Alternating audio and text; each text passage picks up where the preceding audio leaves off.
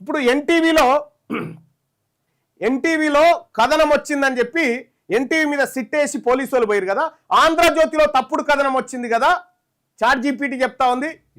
Deputy CM బట్టి విక్రమార్క గారు ఆదేశించండి, sit Andhra Jyothi మీద సిట్ ఏది ఆదేశించండి, సిట్ వేయమని చెప్పండి. ఇప్పుడు ఆంధ్రజ్యోతి రాధాకృష్ణ ఏం కథనం చెప్పదలుచుకుందంటే, అసలు ఐఏఎస్ అధికారులు ఇచ్చినటువంటి కంప్లైంట్ అది తప్పని చెప్పదలుచుకుండు. ఐఏఎస్ అధికారులను కించపరుస్తా ఉన్నాడు.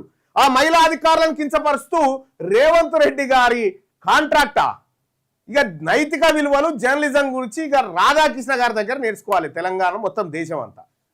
ఈ ప్రపంచం మీదనే పరమ చెత్త జర్నలిజం విలువలు పాటించని పత్రికగా ఆంధ్రజ్యోతి తెరకెక్కిన తర్వాత డిప్యూటీ సీఎం గారి మీద ఒక దళిత బిడ్డ కన్ను మండిన డిప్యూటీ సీఎంగా ఉంటే సీఎం కావాల్సింది ఆయన. తెలంగాణ రాష్ట్రానికి సీఎం కావాల్సినటువంటి అన్ని అర్హతలు ఉన్నటువంటి వ్యక్తి బట్టి విక్రమార్క. నీ దొంగల ముఠానంతా తీసుకొచ్చి వాళ్ళేదో వీరులు సూరులని నువ్వు రాతలు రాసుకుంటూ చంద్రబాబు నాయుడు ఏజెంట్లను ఈడ ముఖ్యమంత్రులుగా పెడతా ఉంటే తెలంగాణ చూస్తూ కూర్చోదు. రాధాకృష్ణ గారు, తెలంగాణ రాష్ట్రం చూస్తూ కూర్చోదు. ఇంకా మేము ఆడికేం దిగుమతి చేస్తాం. బట్టి విక్రమార్క గారు చెప్తున్న గద్దలను వాలనీయను అంటా ఉన్నాడు కదా.